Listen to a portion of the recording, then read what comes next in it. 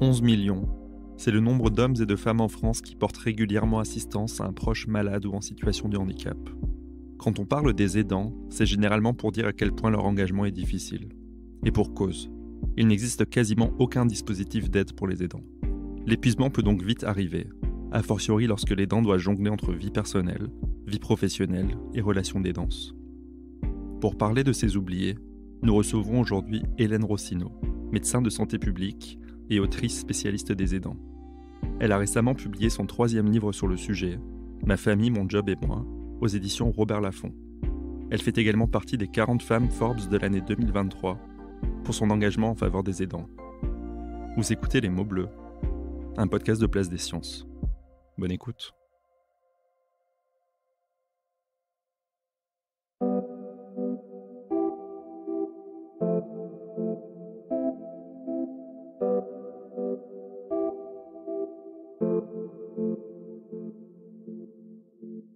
Bonjour Hélène. Bonjour Mickaël. Merci d'avoir accepté mon invitation à participer à cette émission. C'est un plaisir. Aujourd'hui, on va parler du sujet des aidants. On a eu plusieurs épisodes justement de personnes qui témoignaient de leur relation d'aidance avec un proche atteint d'une maladie psychique. Finalement, on n'a jamais vraiment défini ce que c'était un aidant. Est-ce que tu peux nous dire là très concrètement ce que c'est un aidant ? C'est normal que ce soit un peu flou parce que le texte de loi qui définit ce qu'est un aidant dit juste qu'un aidant, c'est quelqu'un qui aide de manière régulière un de ses proches, qu'il soit malade, âgé ou porteur d'un handicap. Donc c'est vrai que ça peut être un membre de la famille, ça peut être un ami. Et qu'est-ce que ça veut dire régulièrement ? C'est à nous de le définir. Et concrètement, le rôle d'un aidant ou d'une aidante dans le parcours de soins, dans le parcours de vie de la personne, ça consiste en quoi ? Il n'y a pas de portrait robot de l'aidant, mais il y a quand même des tâches en commun, on va dire. La première, c'est le soutien moral. Le soutien moral, on la retrouve absolument tout le temps et c'est très important. Il y a beaucoup d'aide en général sur tout ce qui est paperasse, demande de dossiers d'aide, que ce soit la MDPH, la CAF ou toutes les autres aides.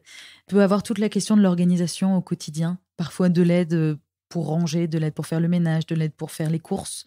Il peut y avoir, alors ça dépend aussi des pathologies et des situations, mais il peut y avoir des questions d'aide à la toilette, par exemple, ou d'aide à certains soins.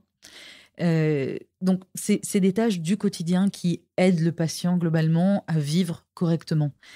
Parfois, certains aidants remplissent un peu le rôle de soignant, parce que dans certains cas, les soignants ne sont pas toujours disponibles, c'est pas toujours prescrit, et nos systèmes de santé sont malheureusement pas encore parfaits. Mais c'est vrai que c'est quand même un rôle très complet. Quand on est une personne en perte d'autonomie, ça fait quoi finalement, de manière émotionnelle, d'avoir besoin de quelqu'un qui nous aide ?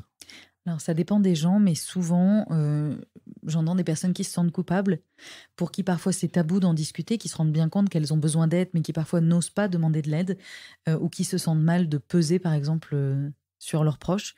Alors que bon, les proches, ça sert aussi à ça et c'est important de pouvoir en parler. Mais c'est vrai que dans beaucoup de familles, c'est très très peu abordé, ça se fait de manière implicite. L'aidant donne un coup de main sans rien dire et le proche n'ose pas forcément demander de l'aide. C'est assez rare que ce soit communiqué clairement. Pourtant, ce serait l'idéal d'un côté comme de l'autre parce que parfois, certaines parties, l'un comme l'autre, peuvent aller un peu trop loin, dépasser des limites parce qu'elles ne sont pas souvent mises. Mais c'est vrai que quand on ne discute pas de la base, on ne peut pas parler des limites non plus. Pourtant, elles sont importantes. On le sait, c'est souvent une relation triangulaire entre les soignants, le médecin, l'aidant et la personne qui a besoin d'être aidée. Comment est-ce que ça fonctionne, cette relation, concrètement ? Parfois pas très bien. C'est parfois assez compliqué cette relation triangulaire, surtout quand les besoins des uns ne sont pas forcément alignés avec les besoins des autres. Parfois, les besoins du patient vont pas du tout avec ceux de l'aidant. Parfois, les besoins des soignants vont pas avec ceux ni du patient ni de l'aidant.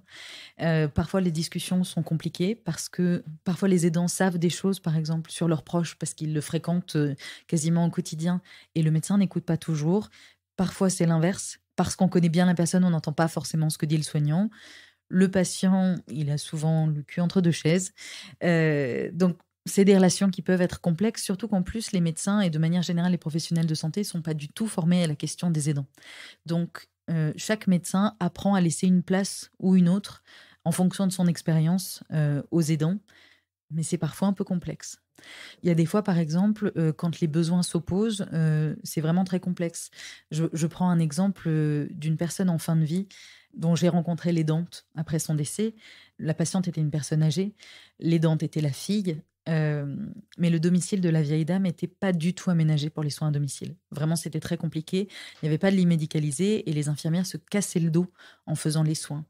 Sauf que cette vieille dame était extrêmement anxieuse à l'idée d'avoir un lit médicalisé parce que son mari, quelques semaines avant, était décédé dans un lit médicalisé. Donc, c'était vraiment, elle était terrorisée. Pour elle, c'était un cercueil vivant. Et elle le disait comme ça. Et du coup, les infirmières ont un peu mis un ultimatum en disant que, et elles avaient raison de le dire, qu'elles ne pouvaient pas continuer à se faire mal, elles, pour les soins. Donc, que c'était soit elles continuaient les soins avec un lit médicalisé, soit elles arrêtaient tout. Et du coup, là, le bien-être entre la soignante et le patient était très opposé. Et c'est l'aidante qui, alors qu'elle avait une relation assez pudique, on va dire, avec sa maman, qui a dit, bon, moi, je vais le faire, je vais faire la toilette, je vais faire les soins, je vais gérer pendant les 2, 3 prochaines semaines pour le bien-être de sa maman. Sauf que des années après, elle est encore traumatisée, cette jeune femme. Mais elle a pris sur elle parce qu'il fallait que quelqu'un le fasse et qu'elle a considéré que le bien-être de sa maman et des soignants était plus important que le sien. Et on voit des cas qui sont différents, mais où on va dire, ce qui est important pour l'un est l'opposé de ce dont a besoin l'autre. Ça peut être complètement inversé aussi. Mais c'est vrai que c'est une vraie question éthique au quotidien. On s'adapte comme on peut, mais il faut pas mettre tout le monde dans le même panier. C'est pour ça que quand moi j'entends parler des usagers de manière générale, ça m'exaspère parce que les patients, les aidants n'ont pas du tout les mêmes besoins. Ça fait quelques années que justement la problématique des étangs est mise en avant, notamment d'un point de vue politique, parce qu'il y a des grandes difficultés qui sont rencontrées dans la majorité des cas, hein. Finalement, c'est quoi ces difficultés quand on n'y est pas confronté? C'est vrai qu'on peut forcément ne pas s'en rendre compte. Est-ce que tu peux nous parler justement des difficultés que rencontrent les aidants aujourd'hui? Alors, les aidants peuvent rencontrer un nombre assez infini de difficultés.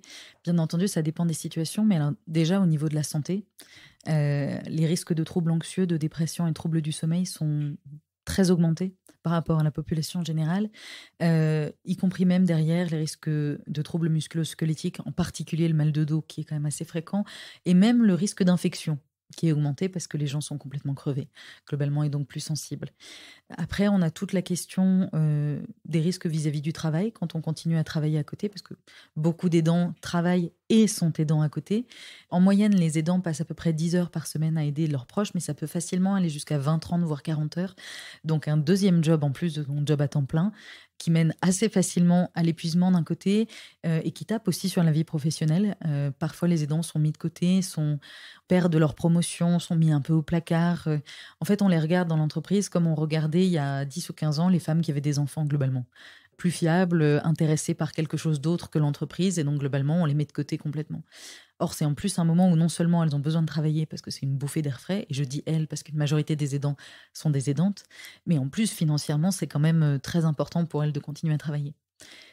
Financièrement, on a aussi donc des conséquences parce que non seulement ça prend du temps, mais il y a en général besoin de matériel. Elles font chauffeur, donc ça leur prend beaucoup, beaucoup, beaucoup de temps. Donc parfois, elles sacrifient le reste de leur vie familiale aussi, et donc elles se sentent coupables. Parce que mettons qu'on s'occupe d'un parent qui vieillit, quand on a des enfants en bas âge et un conjoint par exemple, bah, si on passe beaucoup de temps avec son parent, on a tendance à penser qu'on néglige ses enfants et son conjoint, qui parfois nous le font sentir aussi. Ça dépend des cas. Donc c'est vrai que l'aidant est globalement coincé entre plein de mondes différents et il fait comme il peut. Il est aussi dans le labyrinthe administratif, pour peu qu'il ait un peu de paperasse à faire, que ce soit la MDPH, la CAF et toutes ces lettres, ces successions de lettres qui donnent froid dans le dos quand on connaît leur signification, mais qui ne sont jamais ouvertes à des heures normales. Elles sont souvent ouvertes quoi, de 9 heures à midi et de 14 heures à 16 heures. Bref, quand tout le monde travaille, globalement. Et puis les aidants se sentent souvent seuls, isolés, parce que quand il y a un souci de santé dans la famille, on peut en parler au début aux amis. Mais souvent, quand ça dure longtemps, les gens décrochent.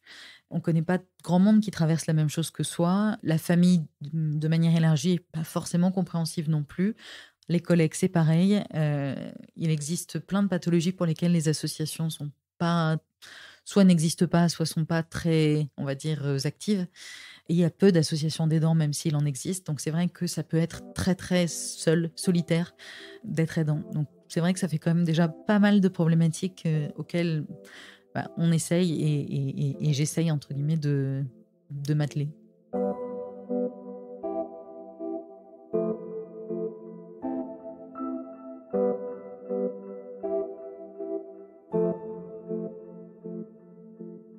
Tu nous parles justement de ces problèmes fréquents hein, dans le cas des aidants et des aidantes. Comment est-ce qu'on arrive à identifier quand ça devient trop, quand on commence à être trop stressé, trop anxieux, quand on commence quasiment à avoir un burn-out d'aidant? Alors, c'est très, très compliqué d'identifier ça, en particulier quand on a le nez dedans. De l'extérieur, c'est parfois un peu plus simple. C'est pour ça que dans mon dernier livre, j'ai mis un carnet d'évaluation, d'auto-évaluation, parce que souvent, on a besoin de quelqu'un pour nous aider à nous auto-diagnostiquer ou en tout cas à tirer la sonnette d'alarme. C'est un peu comme quand il y a des consultations chez le médecin, quand il nous demande comment ça va, on répond que ça va, on vient pour de la prévention. Parfois, on dit qu'on a mal à la tête, quelque chose comme ça. Puis c'est quand on part, qu'on arrive à la porte, qu'on dit au fait, j'avais oublié, mais j'ai ça, ça, ça, ça et ça qui vont pas. La consultation, les motifs de dernière minute, c'est souvent les plus importants. Bah là, c'est un peu pareil. Au début, on a tendance, quand on s'auto-évalue, à se dire non, mais ça va. Parfois, bon, j'ai un peu mal au dos, je suis un peu tendue, mais ça va quand même. Et puis, quand il y a quelqu'un qui vous fait une liste et qui vous dit est-ce que vous avez ça, ça, ça, ça et ça vous force à réfléchir. Et puis, on se dit finalement tiens, c'est vrai que, ok, ça oui, ça oui. Hmm, je commence à cocher quand même pas mal de cases. Et puis, alors petit indice, si la personne que vous aidez vous dit que vous avez besoin de voir un médecin ou de vous reposer, c'est une urgence, c'est le moment d'y aller, mais vraiment rapidement. Parce que on en a parlé juste avant, mais c'est très compliqué pour la personne qui est aidée de reconnaître que la personne qui l'aide est fatiguée, en particulier à cause de ça. Donc, si elle prend sur elle pour vous dire que quand même, vraiment, il faudrait que vous fassiez une pause, c'est que quand même vous êtes déjà assez loin sur l'échelle de l'épuisement, globalement. Donc, c'est pour ça que c'est aussi important de réussir à en parler de manière générale. Alors, quand on est aidant, il y a aussi une échelle qui existe, qui s'appelle l'échelle de Zarit, Z-A-R-I-T. Quelques petits points quand même avant que vous précipitiez tous sur Google pour aller la voir. Les questions sont très, très, très, très crues. Elle est assez compliquée. Moi, les aidants à qui je l'ai donnée ont mis en général 2-3 semaines, voire plus, à la remplir. Parce que si on la remplit très rapidement, c'est qu'en général, on n'a pas été honnête avec soi. Parce que quand on a des questions qui demandent à quelle fréquence on a honte de son proche ou à quelle fréquence on considère que c'est un fardeau pour nous, la première réponse qui nous vient n'est pas forcément la vraie réponse. Ne serait-ce que parce que c'est très difficile à admettre pour soi. Donc, ce qui compte, c'est déjà de prendre son temps et de l'utiliser pour réfléchir plus que le score qu'elle va nous donner à la fin. Et puis, ce qui compte aussi, c'est quand on regardera le score, parce que je ne connais pas une personne qui fait une échelle sans regarder le résultat à la fin quand même. Ce qui compte, c'est pas tant le résultat que ce que vous ressentez en voyant le résultat. Si votre premier réflexe, c'est de dire tiens, je pensais que ce serait plus haut. Ce qui compte, c'est pas le chiffre, c'est que vous pensiez que ce serait plus haut, parce que soyons très clairs, on sait tous comment on va ou si on va bien ou si on va pas mal, pas bien. Simplement, on n'ose pas forcément se l'admettre. Donc, c'est des outils qui peuvent nous aider à mettre le doigt sur quelque chose qui va ou qui va pas, mais ça nécessite de réussir à prendre du recul et c'est pas si simple que ça. Donc tu l'as dit, ça arrive assez souvent voilà, que les aidants finissent par se négliger en fait sans vraiment s'en rendre compte, avec souvent la vieille rengaine qui vient, c'est prends soin de toi, prends soin de toi. Comment est-ce que ça peut être reçu et comment est-ce qu'on peut faire finalement pour prendre soin de soi? Alors, il y a 2 manières de recevoir le prendre soin de toi. Il y a ceux qui sont énervés à raison parce que c'est une injonction de plus et qu'on nous dit absolument pas comment faire. Et puis qui disent mais de toute façon, j'ai pas le temps, j'ai pas que ça à faire. Et puis il y a ceux qui disent oui, oui, vous avez raison. Plus ou moins qui vont aller chercher du contenu ou des choses comme ça pour le faire et qui en fait vont jamais se donner l'autorisation de le faire ou trouver le temps de le faire. Et en fait, que ce soit le temps ou l'autorisation, pour moi, on tourne toujours autour du même sujet. C'est qu'avant de prendre soin de soi, il faut vraiment s'autoriser à le faire et ça nécessite de réussir à lâcher un peu le contrôle et à lâcher la culpabilité qui est partagée par 99,9% des aidants. En 10 ans à peu près, j'ai dû rencontrer 10 aidants qui m'ont dit que ça y est, ils se sentaient plus coupables. Ça fait pas beaucoup quand même, hein. Et encore, je revois leur visage, donc c'est vraiment, vraiment pas beaucoup. La majorité sont toujours persuadés qu'ils font jamais assez bien, jamais assez. Et du coup, forcément, quand on fait pas assez bien ou pas assez, ben, on n'a pas le temps de faire autre chose. La seule chose qu'on imagine, c'est qu'il faut qu'on fasse encore plus pour son proche. Et donc forcément, la priorité, c'est plus nous. Et puis, il y a beaucoup de personnes pour qui aussi, il y a toujours pire ailleurs. Donc, pourquoi se plaindre? Vous aidez quelqu'un qui est atteint d'une pathologie, mais votre meilleur ami aide ses 2 parents qui sont atteints de pathologies très graves. Donc, vous pouvez pas être fatigué à côté d'elle. Sauf que c'est complètement faux et qu'elle a le droit d'être épuisée, mais vous aussi, vous avez le droit d'être épuisé. Et que moi, je dis toujours, enfin, je suis médecin, si, mettons, que je faisais une garde aux urgences et que j'accueillais 2 patients, l'un avec une jambe cassée, l'autre avec 2 jambes cassées, et que je disais au premier patient, bon, bah, écoutez, monsieur, désolé, mais votre voisin, il a 2 jambes cassées, donc je vais vous donner un Doliprane, puis vous allez prendre sur vous, hein, parce que celui d'à côté, c'est quand même bien pire.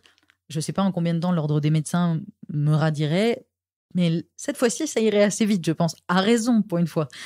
Parce que c'est pas comme ça qu'on se comporte, hein. En fait, les aidants s'infligent la même chose. C'est-à-dire que, voilà, pour eux, ce qu'ils vivent, c'est pas assez grave, c'est jamais assez grave pour s'autoriser à prendre soin de soi. Donc pour moi, ça sert à rien de dire aux gens prenez soin de vous, prenez soin de vous. Et c'est pour ça que c'est le tout premier chapitre de mon dernier livre. C'est plutôt réussir à comprendre d'où vient notre culpabilité à nous, parce qu'il y a plein de raisons différentes, et comment on peut la lâcher au fur et à mesure un tout petit peu.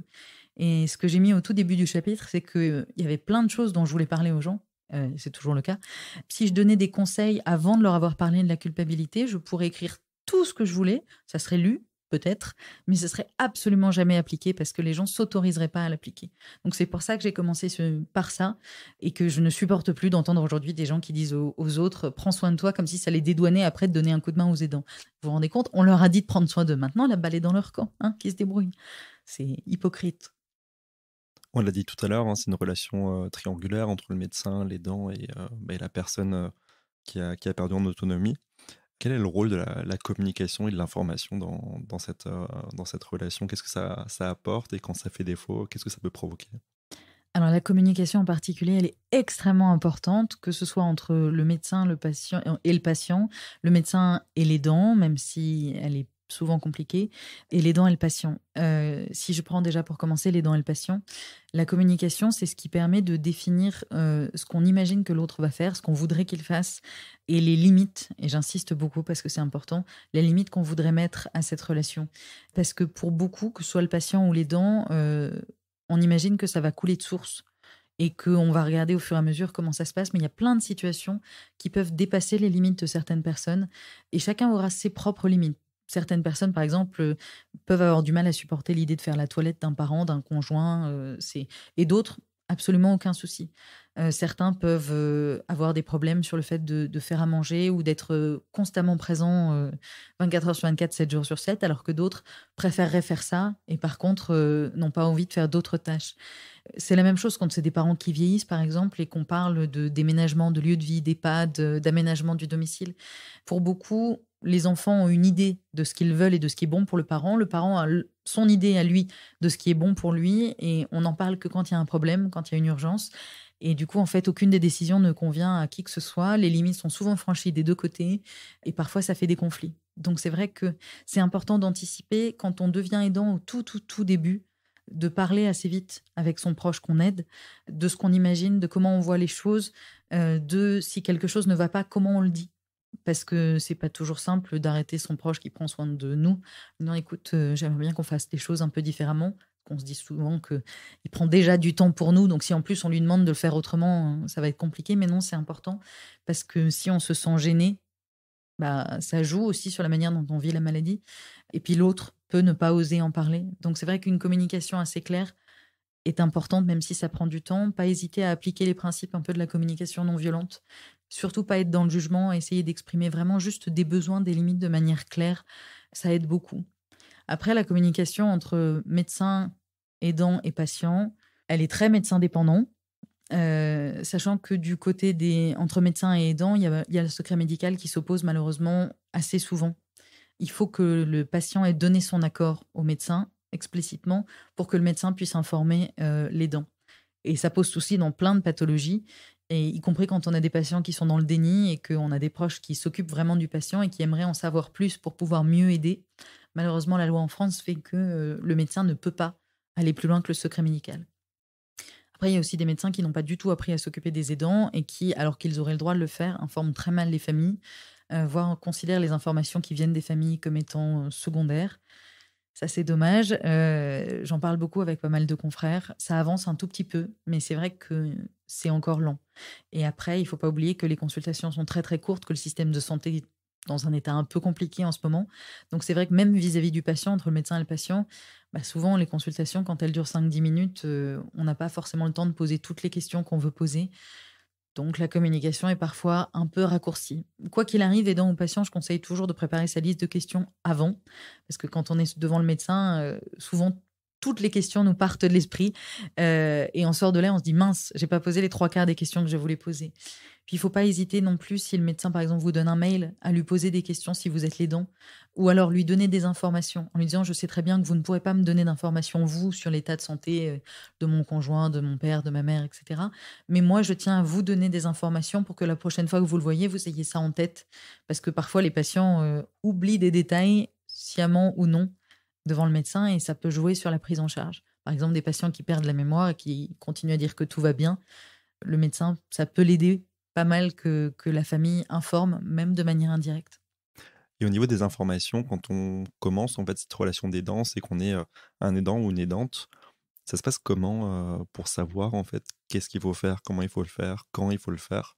Parce que c'est vrai que comme ça d'emblée, on se dit c'est peut-être comme une mère qui accouche, ça se fait d'instinct. Là, ça se passe comment? Je suis pas sûre déjà que ça se fasse d'instinct pour toutes les mères qui accouchent. Mais en tout cas, quand on devient... Alors, chacun improvise un peu comme il peut. C'est surtout que pour beaucoup de gens, ils savent pas qu'ils deviennent aidants. Déjà parce qu'ils connaissent pas le mot. C'est important qu'on en parle aujourd'hui, mais il y a encore beaucoup, beaucoup de gens qui ne connaissent pas le mot aidant, pour qui ce qu'ils font est juste normal. Ils aident un parent, un conjoint, un enfant. Donc, ils sont l'enfant, la mère, l'épouse, et ça va pas plus loin que ça. C'est pour ça que c'est important aussi de donner le mot, parce qu'il y a des ressources derrière qui sont cachées, qu'on peut débloquer, entre guillemets, quand on sait utiliser le terme. Les gens pataugent un peu, hein, soyons très clairs. Les associations sont souvent un bon recours pour guider un petit peu les gens. Mais c'est aussi pour ça, moi, que, par exemple, que j'ai écrit mes livres, parce que je voyais beaucoup, beaucoup de gens qui me disaient: «Mais je sais pas quoi faire, par exemple, avec mon père ou ma mère, à partir de quel moment est-ce que je deviens aidant? Comment je prends la décision ou pas, par exemple, de l'EHPAD? Est-ce que j'en parle avec mes frères et mes sœurs?» Et puis même chose dans le monde de l'entreprise pour mon dernier livre. C'est des aidants qui sont venus me voir, et c'est eux qui m'ont donné l'idée du livre, parce qu'eux ne savaient pas comment, en parler ou pas avec leur manager, avec leur équipe, comment éviter le burn-out, parce que beaucoup étaient quand même dans des états d'épuisement assez avancés. Donc c'est vrai que les livres sont aussi là pour ça, pour essayer d'aider concrètement au quotidien et pour pallier au manque d'informations et de ressources. Parce que quand on va sur Google, il n'y a pas grand-chose. Il y a quelques associations qui font avec les moyens du bord, et Dieu sait que malheureusement leurs moyens ne sont pas énormes. Mais sinon, que ce soit pour aider un proche âgé, par exemple, son enfant, son conjoint, il y a quasiment rien. Donc voilà, les livres sont là pour ça aussi. Puis il y a des groupes de parole qui peuvent exister sur les réseaux sociaux, Facebook en particulier pour ceux qui ont Facebook, hein, ceux qui nous écoutent. Mais c'est vrai que ça reste encore très très très light.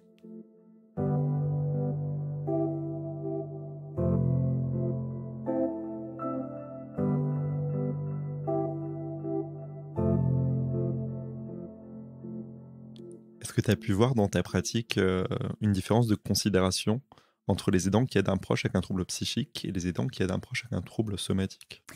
Je dirais pas qu'il y a une différence de considération entre le fait d'être aidant d'un patient atteint d'un trouble psychique et somatique. Je dirais plutôt qu'il y a quelques associations, grosses associations nationales, qui sont plus puissantes, comme l'association d'Alzheimer par exemple, ou la Ligue contre le cancer, et qui font que du coup, il y a un peu plus de lobbying pour les aidants et plus de ressources à destination des aidants. Après, de manière générale, il y a un peu plus d'aide autour du handicap et des patients vieillissants, parce qu'il y a aussi les aides de l'État et que les professionnels sont un peu mieux formés quand ils sont dans ces domaines-là. Quand on est sur les maladies chroniques au milieu, nada, rien, rien du tout. Donc voilà, c'est pas tant psychique et somatique que quelques associations qui sont un peu plus grosses et un peu meilleures. Est-ce que tu peux nous donner des ressources justement qu'on pourrait partager à des proches qui sont aidants? Alors, il existe quelques associations, par exemple, qui font un super travail. Il y a le collectif Je t'aide. Il y a l'association Avec nos proches, que j'aime particulièrement bien, parce que eux, ils proposent un numéro de téléphone qui est joignable 7 jours sur 7 gratuitement. Et c'est des anciens aidants qui décrochent le téléphone. Donc, on peut vider son sac de manière anonyme auprès de gens qui comprennent à peu près ce qu'on a vécu. Parfois, ça fait du bien. Il y a Ma Boussole Aidant aussi, qui est un site qui compile un peu toutes les ressources qui existent en France, qui est très intéressant. Il existe des groupes d'aide sur les réseaux sociaux. Il ne faut pas hésiter à chercher, par exemple, aidants familiaux, aide aux aidants familiaux. Et bien entendu, si vous voulez lire des livres, vous pouvez.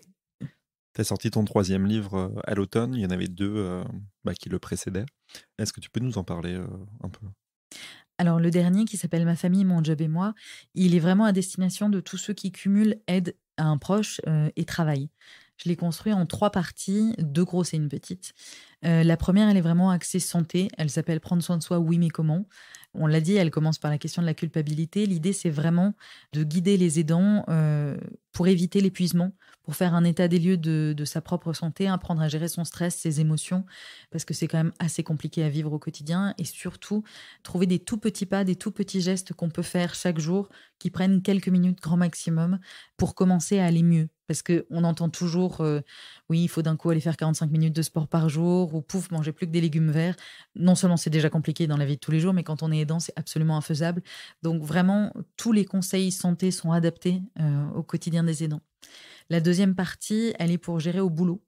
Parce que quand on est aidant, on est souvent vu assez négativement et on se voit souvent, de manière assez vulnérable.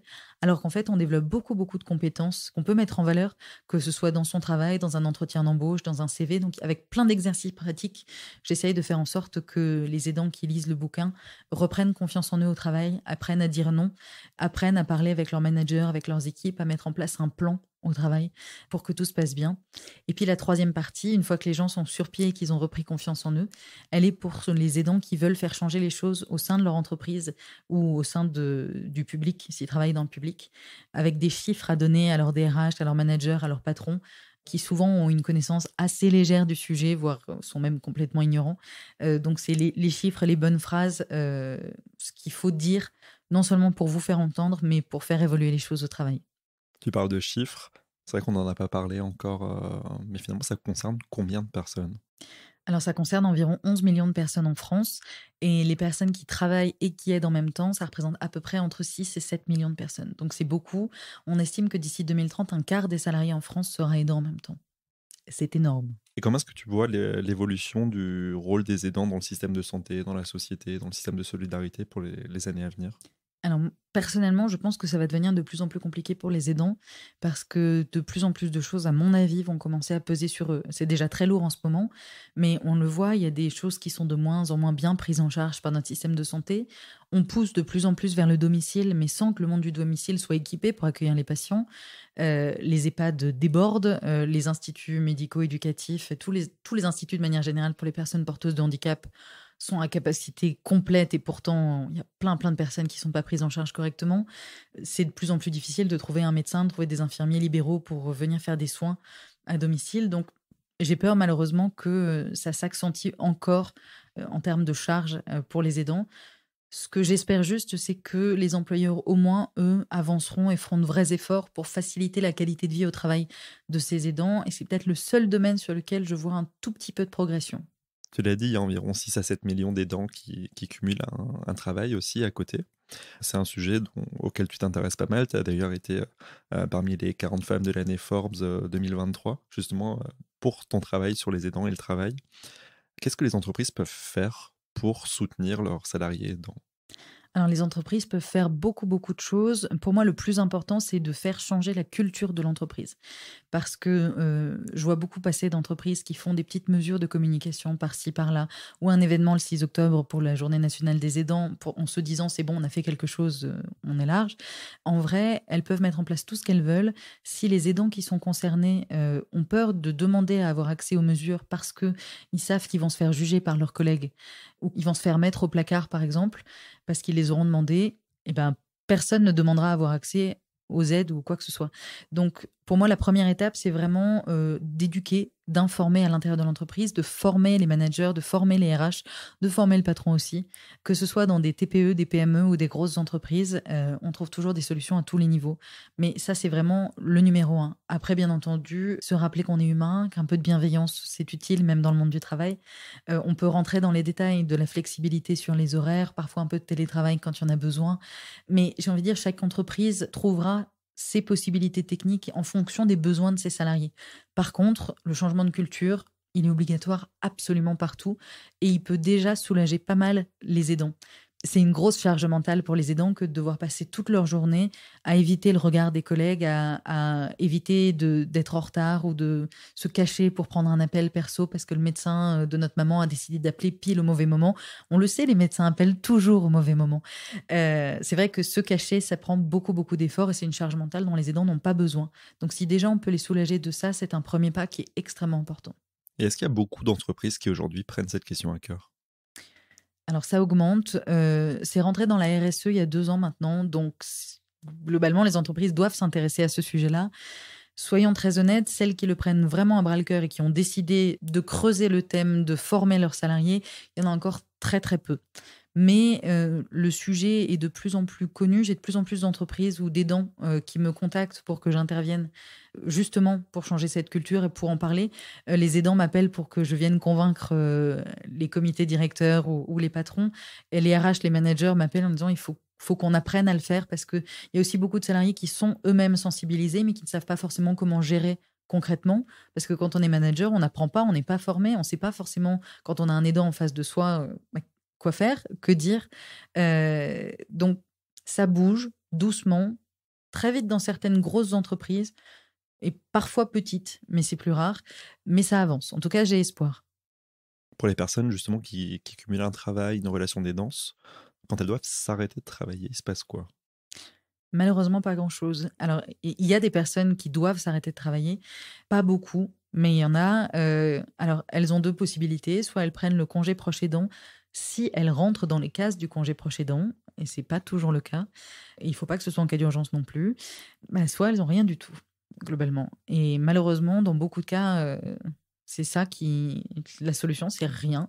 Parce qu'en plus, le congé proche aidant, il dure que 3 mois. En tout cas, il est indemnisé que pendant 3 mois. Donc, quand c'est grave au point de s'arrêter de travailler, ça dépasse souvent les 3 mois. Et dans ces cas-là, les aidants sont complètement abandonnés. Parfois, il y a les entreprises qui peuvent compenser.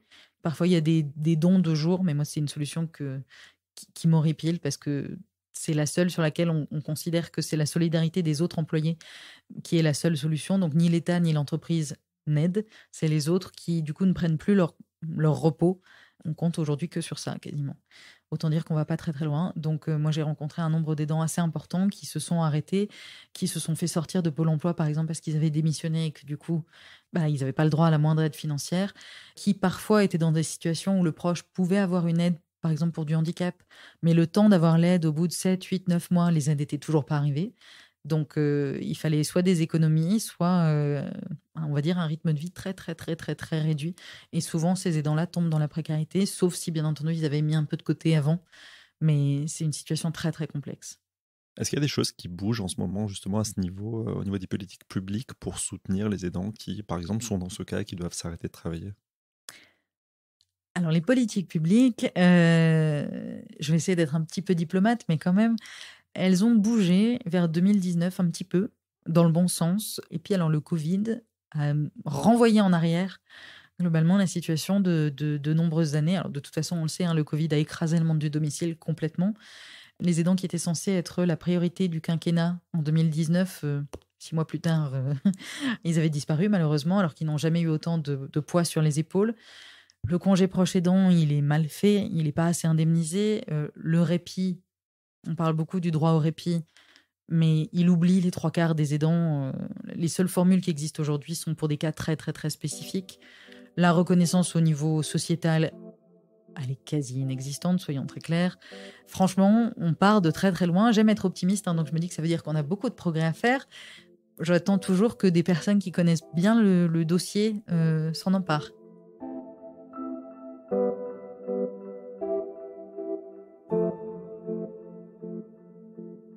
Quel conseil est-ce que tu pourrais donner à une personne qui devient aidante? J'en ai plein, forcément. Le premier, il est sur la gestion du stress. Tout le monde dit que le stress est négatif. En soi, le stress, il n'est pas négatif, c'est le stress chronique qui est négatif. Il y a beaucoup, beaucoup d'aidants qui sont noyés dans le stress chronique. Et c'est vrai que de faire même 5-10 minutes par jour d'une activité qui nous permet de faire ce qu'on appelle finir le cycle du stress, c'est-à-dire permettre au corps d'aller au bout de la réaction de stress et donc de se détendre un bon coup. Moi, je sais qu'à chaque fois, c'est 5 minutes de danse sur Taylor Swift dans mon salon. Je suis très connue pour ça. Mais il y a plein d'autres moyens. Si vous n'aimez pas Taylor Swift, quel manque de goût, mais enfin quand même. Ça peut être juste 5 ou 10 minutes à rire, à regarder des vidéos stupides sur YouTube ou sur TikTok, des vidéos de chats, de chiens, ça marche très bien. Ça peut être pleurer si vous en avez besoin. Ça peut être cuisiner, passer un moment avec vos proches. Ce qui compte, c'est de trouver une activité tous les jours, même si vous vous sentez pas particulièrement stressé ce jour-là. Le stress chronique, il s'accumule. Donc tous les jours, 5-10 minutes, c'est faisable, peu importe la situation, même si vous êtes dans votre lit, que ce soit au réveil ou en allant vous coucher, vous avez au pire toujours votre téléphone et vous pouvez regarder des vidéos drôles, c'est faisable. Mais 5 à 10 minutes par jour, voilà, pour se détendre, déjà, c'est très important. Alors bien entendu, derrière, si vous arrivez à dormir correctement, c'est forcément une priorité, mais je sais que c'est pas le cas de tout le monde. Et en particulier quand on est aidant, on peut avoir des urgences la nuit, on dort pas forcément très bien, donc faites comme vous le pouvez. Essayez de dormir. Vous prenez pas la tête. La nourriture, manger équilibré, c'est très bien. Les surgelés, c'est très bien aussi. Ce qui compte, c'est de réussir à manger de temps en temps des fruits, des légumes, des fibres, et d'éviter de manger une pizza tous les soirs globalement. Mais c'est aussi parfois tout un tas de nourriture émotionnelle. Ça va avec le stress. Et donc, je sais que c'est pas simple. Donc, j'ai toujours tendance plutôt qu'à enlever, à dire aux gens de rajouter. Vous n'êtes pas obligé d'enlever votre pizza, rajouter un peu de légumes par-dessus et ça ira déjà mieux. Parce que dans ces situations-là, c'est des situations qui ne durent pas toute la vie non plus.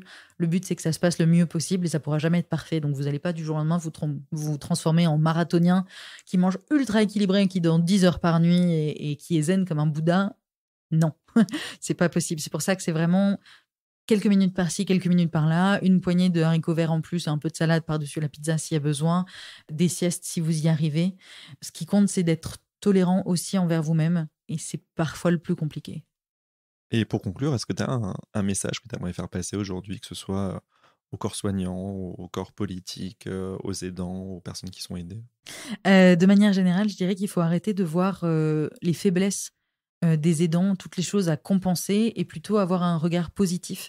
C'est des gens bien. Que vous soyez aidant, que vous soyez médecin, que vous soyez politique, que vous soyez chef d'entreprise, si vous écoutez, sachez que les aidants que vous allez rencontrer sont des gens bien, pas parfaits certes, mais qui font quelque chose de bien, qui font de leur mieux. Et donc, au lieu de voir tout le négatif, les retards parfois, les aidants qui vont défendre leurs proches, qui vont essayer d'obtenir des rendez-vous, bref, qui parfois peuvent vous casser les pieds, on s'en fiche. On devrait, en tant que société, d'être fiers de ces aidants. Et vous, en tant qu'aidant, vous pouvez être fiers de vous aussi. Vous faites vraiment quelque chose de bien, ce sera jamais parfait, mais la personne que vous aidez ne l'oubliera pas et c'est une partie importante de votre vie. Donc moi je dis, en tant que société, en tant que médecin, en tant que moi parfois patiente aussi, merci aux aidants et je pense que vous l'entendez pas assez, on devrait tous vous le dire. Merci aussi à toi Hélène d'avoir participé à cette émission. On rappelle donc ton dernier livre, Ma famille, mon job et moi, qui est paru chez Robert Laffont en 2023. Merci beaucoup d'avoir participé à cette émission. Merci à toi.